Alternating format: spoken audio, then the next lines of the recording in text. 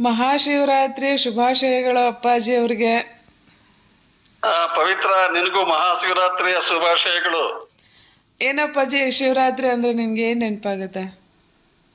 ನನಗೆ ನೋಡಮ್ಮ, ಮಹಾಶಿವರಾತ್ರಿ ಅಂದ್ರೆ ಒಂದು ಉಪವಾಸ ಮಾಡೋದು, ಎರಡನೇದಾಗಿ ಇಡೀ ರಾತ್ರಿ ಶಿವನ ನಾಮಸ್ಮರಣೆ ಮಾಡುತ್ತಾ ಜಾಗರಣೆ ಮಾಡೋದು. ಇವೆರಡು ವಿಷಯದ ಬಗ್ಗೆ ನನಗೆ ಗೊತ್ತಿದೆ.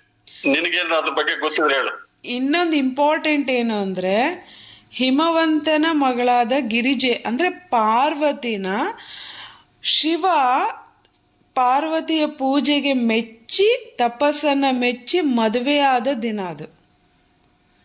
ಓಹೋ, ಮಹಾಶಿವರಾತ್ರಿ. ಹಾ, ವೆರಿ ಗುಡ್. ದೇವಲೋಕದಿಂದ ಈ ದಿನ ಶಿವ ಮತ್ತೆ ಪಾರ್ವತಿ ಧರೆಗಿಳಿದು ಬರ್ತಾರಂತೆ.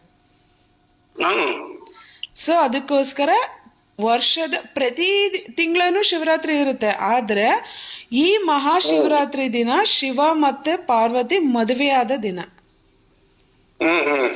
ಇನ್ನು ತುಂಬಾ ವಿಶೇಷತೆಗಳಿದೆ ಅಪ್ಪಾಜಿ, ಒಂದೊಂದಾಗಿ ಹೇಳ್ತೀನಿ. ಓಕೆ.